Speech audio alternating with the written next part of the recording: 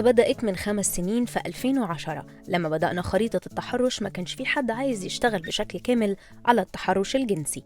احنا قصتنا بدأت في 2010 من 5 سنين تقريبا، وكان وقتها ما فيش حد بيشتغل على التحرش الجنسي بشكل مطلق، مع انها كانت مشكلة كلنا بنتعرض ليها بشكل شخصي، وكان المجتمع بدأ يهتم بيها في الفترة دي، وبدأ يطالب ان هي تطرح كمشكلة مجتمعية في مجال الإعلام ومجال السياسة من شغل المجتمع المدني. فلقينا انه الناس او المجتمع هو جزء أساسي من حل المشكلة. في شغلنا في الشارع عملنا شراكات مع محلات ومطاعم وكافيهات واصحاب اكشاك علشان كلهم يشتغلوا على التحرش الجنسي في اماكن شغلهم.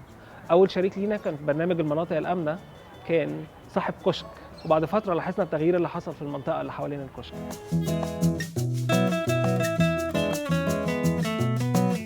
عندنا مئات المتطوعين اللي بيشتغلوا في الشارع وفي المدارس وفي الجامعات، متطوعين خريطه التحرش ولاد وبنات اتدربوا على عمل حملات التوعيه في الشارع، ومؤمنين ان التحرش الجنسي جريمه.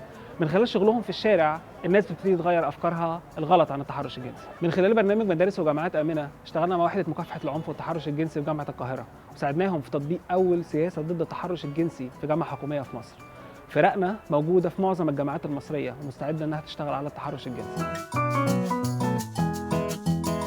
بعد ما تعرضت لموقف معين قررت انه المفروض ان انا ابدا اوعي البنات بحقهم في ان هم ياخدوا بلاغ. سمعت عن برنامج جامعات امنه، طوعت فيه، كنت اكسبتد، خدت تدريب في الصيف لمده 3 ايام.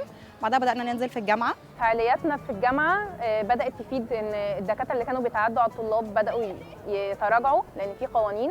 الطلبه اللي كانت بتتحرش في الجامعه هي صحيح كانت نسبه قليله اكتر من الشوارع، بس بداوا برضو يرجعوا. البلاغات اللي وصلت لنا في ال5 سنين اللي فاتوا قدرنا نعرف ان التحرش الجنسي فيه مفاهيم غلط كتير عنه.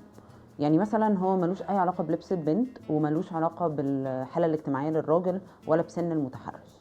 في 2014 عملنا بحث عن التحرش الجنسي واشتغلنا عليه 2 سنين ومدى فعاليه الحشد في جمع البيانات، ولقينا انه 95% و95.3% من الستات اتعرضوا للتحرش الجنسي مره واحده على الاقل في عمرهم.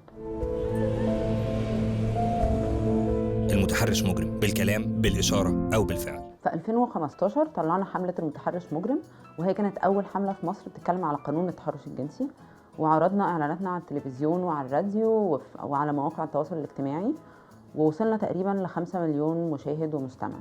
المشكلة عمرها ما هتتحل إلا من خلال حركة مجتمعية كبيرة، وإحنا محتاجين ناس أكتر تشارك معانا، متطوعين ومبادرات وناس تتصدى للتحرش. وفي وقت قريب نتمنى إننا نقدر نوصل لهدفنا، إن مصر الكل يكون فيها آمن من التحرش الجنسي.